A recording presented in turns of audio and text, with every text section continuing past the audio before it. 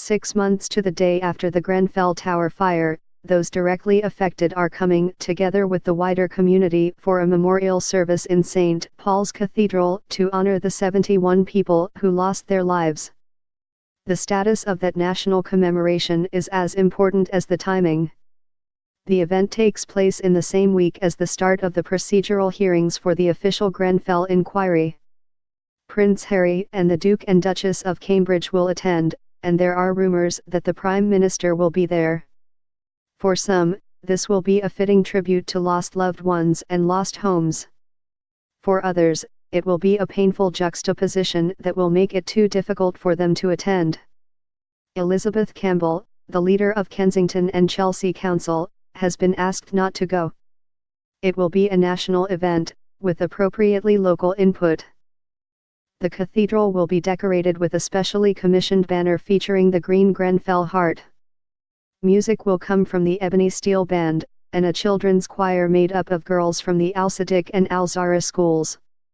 Their voices will remind us of the 18 children who died in the fire, and the youngest victim, a stillborn baby who never had the chance to breathe.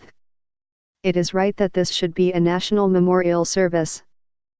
But what that also highlights is the parallel and continuing failure of national authorities to fully step up and undertake their responsibilities with regard to those so grievously affected. 6 months on, what has been accomplished for the survivors and bereaved, the local and wider communities?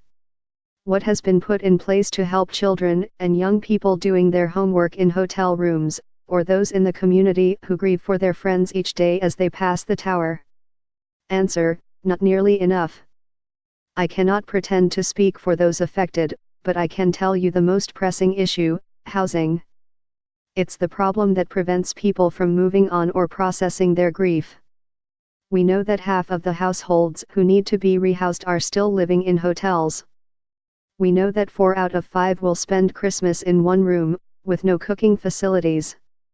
We know that rehousing targets themselves have shifted or been missed, from Theresa May's famous 3-week pledge, to by Christmas, to by the first anniversary. If there was little trust at the beginning, it has fallen further with each failed promise.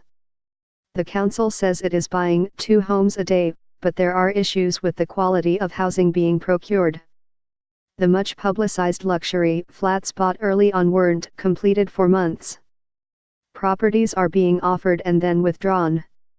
Several families have been allocated homes that are inadequate, unadapted for disabilities, or outside the borough. Survivors are being made to bid against each other. Homes fall through, people are demoralized and lose hope. That may sound normal to people who have bought properties before, but this is not a case of individuals choosing to move. This is a case of citizens bereaved by the state. They have lost everything.